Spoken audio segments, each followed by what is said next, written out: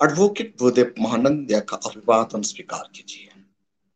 भारतवर्ष में 2014 में मोदी जी का डंका बज रहा था। हर किसी का मुंह में मोदी मोदी निकल रहा था।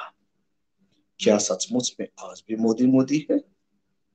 क्या अभी भी मोदी जी का दबदबा बरकरार है, या इनका छवि खराब हो गया है और खराब हो रहा है?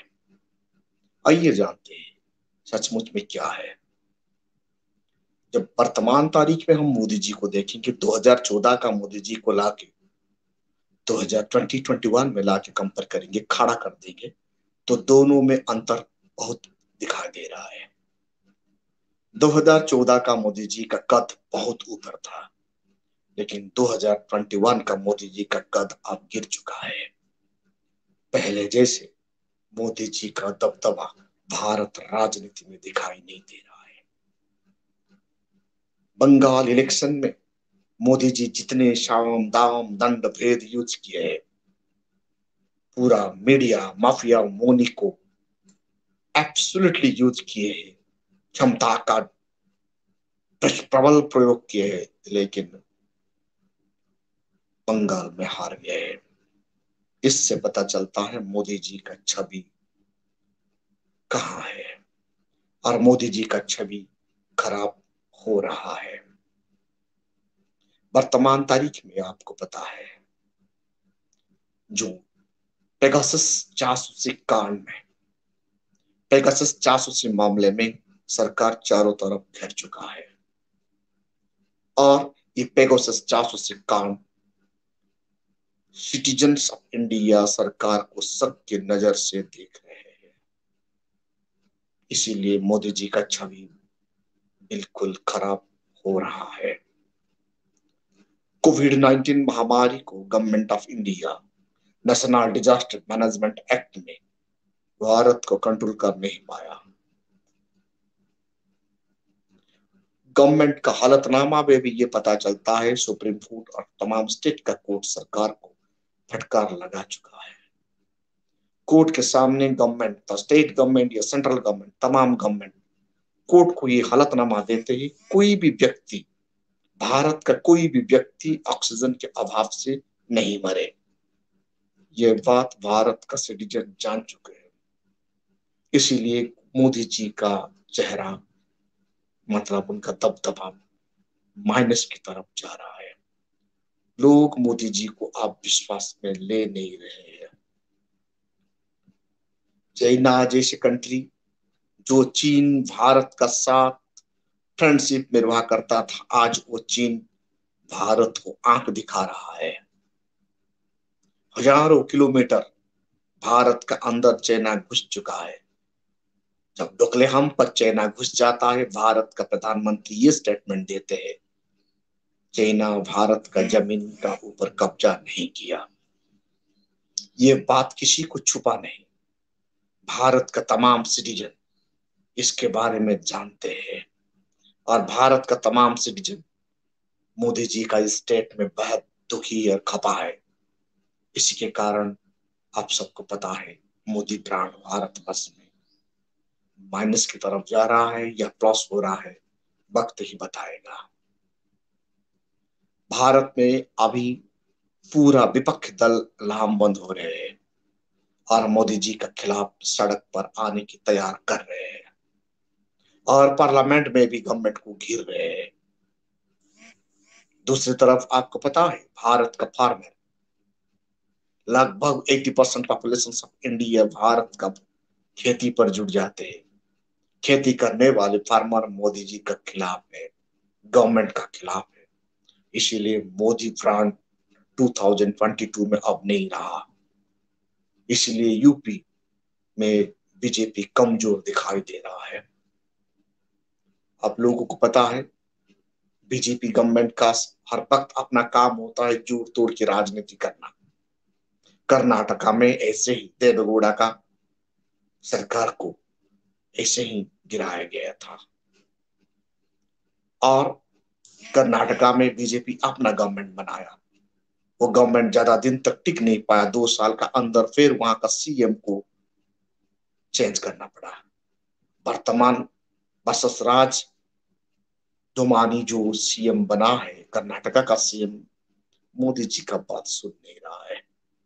वर्तमान जो कर्नाटका का सीएम है वो बिल्कुल सेंट्रल पॉलिटिक्स का ऊपर भरोसा नहीं कर रहा है। मोदी जी का ऊपर आरएसएस जबरदस्त नाराज है, खपा है। इसीलिए मोदी ब्रांड वर्तमान समय में डाउन हो रहा है। और राजस्थान की तरफ आप चले जाएंगे तो राजस्थान में बीजेपी वर्सेस बीजेपी, वहां बीजेपी प्रेसिडेंट सतीश पुनिया जी और और वहां का बीजेपी वर्कर बिल्कुल तालमेल नहीं है। और राज परिवार का जो फाइट है उसमें बीजेपी का बिखरना शुरू हो गया है। राजस्थान में अभी बीजेपी कमजोर दिखाई दे रहा है। सतीश पुनिया जी का बात कोई भी बीजेपी वर्कर और बीजेपी पदाधिकारी नहीं सुन रहे हैं। और सेंट्रल पॉलिटिक्स का ऊपर राजस्थान अपने आप दूर हो रहे हैं।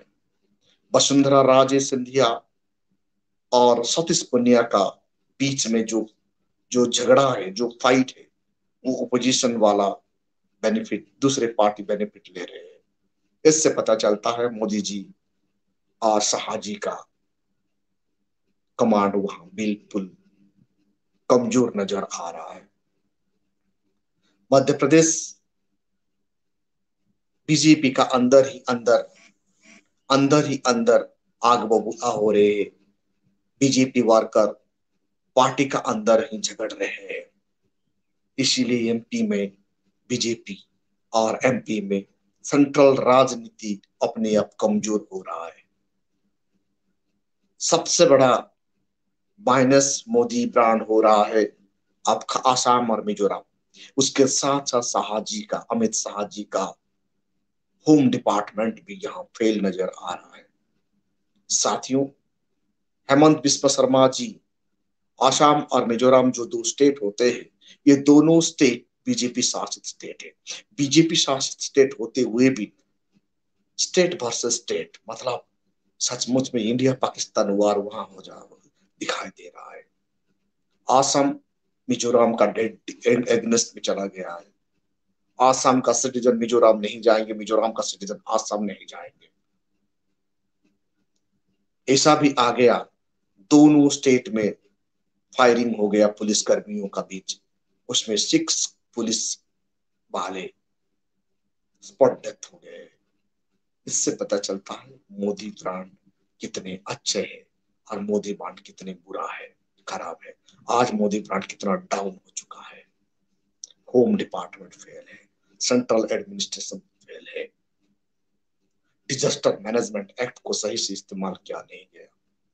भारत में इकोनॉमिक सिस्टम बिल्कुल फेल है। प्लानिंग कमीशन का नाम बदलकर प्लानिंग कमीशन को चेंज करने की कोशिश की, बिल्कुल फेल है। जितने भी योजना मोदी जी भारत वर्ष में लाए ये पूरा फेल है। ओनली 34% ही कामयाब हुआ और बाकी जितना आज तक वो वर्किंग शुरू हो नहीं पाया। मेक इन इंडिया फेल हो गया, मेडिकल प्रोग्राम फेल हो गया, स्वच्छ भारत अभियान फेल, गंगा सफाई अभियान फेल, और देश का इकोनॉमी बेहाल हुआ है। इसीलिए ये पता चलता है 2022 के बाद बीजेपी में और कोई ब्रांड चेहरा दिखाई नहीं दे रहा है। मोदी जी कमजोर मतलब, मोदी जी का चेहरा कमजोर मतलब बीजेपी अपनी आप कमजोर हो रहा है। शायद 2022 के बाद जितने भी इलेक्शन आएगा, बीजेपी को अपना दामन बचाने के लिए कुछ नया चेहरा ढूंढना होगा या नया रणनीति के साथ इलेक्शन प्रोसीजर में आना होगा। साम दाम दंड भेद, धन और बल का प्रयोग करने से भी बीजेपी चेहरा आप कमजोर हो गया है। भारत में आने वाला इलेक्शन भारत का सिटीजन ही बता सकते हैं क्या होने वाला है। Thank you. इस वीडियो को ज्यादा से ज्यादा शेयर कीजिए, कमेंट कीजिए।